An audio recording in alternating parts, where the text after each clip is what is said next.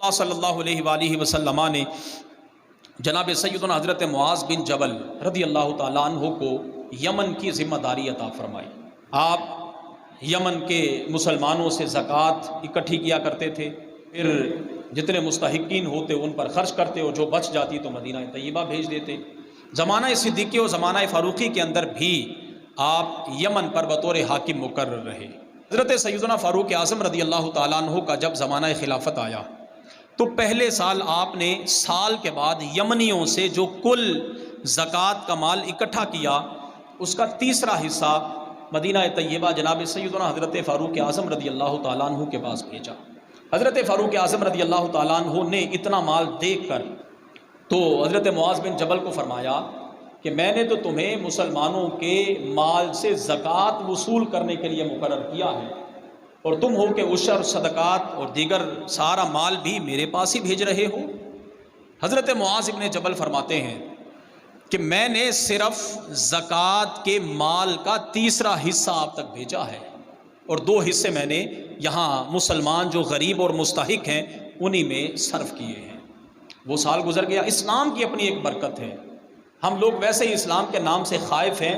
جب اسلامی نظام کسی بھی جگہ پر نافذ ہو جاتا ہے تو پھر اس کی بہاریں اور اس کے ثمرات لوگوں کو نظر بھی آتے ہیں۔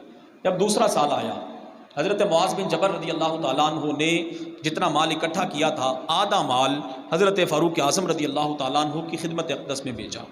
حضرت فاروق اعظم رضی اللہ تعالیٰ عنہ نے پھر وہی جملہ ارشاد فرمایا کہ اے معاذ، میں نے تمہیں کہا تھا جتنا زکوٰۃ کا مال اکٹھا ہوتا ہے پہلے جتنے یمن کے رہنے والے فقیر، غریب، محتاج حضرات ہیں ان پر خرچ کیا کر، جو بچ جائے وہ میرے پاس بھیجا کر۔ حضرت معاذ بن جبل کہتے ہیں حضور میں نے آدھا ان مسلمانوں پر خرچ کر دیا ہے، جو بچا ہے وہ آپ کے پاس بھیج دیا ہے۔ جب تیسرا سال آیا تو حضرت معاذ بن جبل نے سارا زکوٰۃ کا اکٹھا کیا ہوا مال حضرت فاروق اعظم کی خدمت میں بھیج دیا۔ حضرت فاروق اعظم رضی اللہ تعالیٰ عنہ بڑے حیران ہوئے اور پھر وہی جملہ ارشاد فرمایا کہ اے معاذ، میں نے کہا تھا پہلے یہاں کے غریبوں میں تقسیم کر، اب سنیے جو قوم زکوٰۃ دیتی ہے، جو مسلمان اپنے مال سے زکوٰۃ ادا کرتے ہیں تو ان کا مال کس انداز میں بڑھتا ہے۔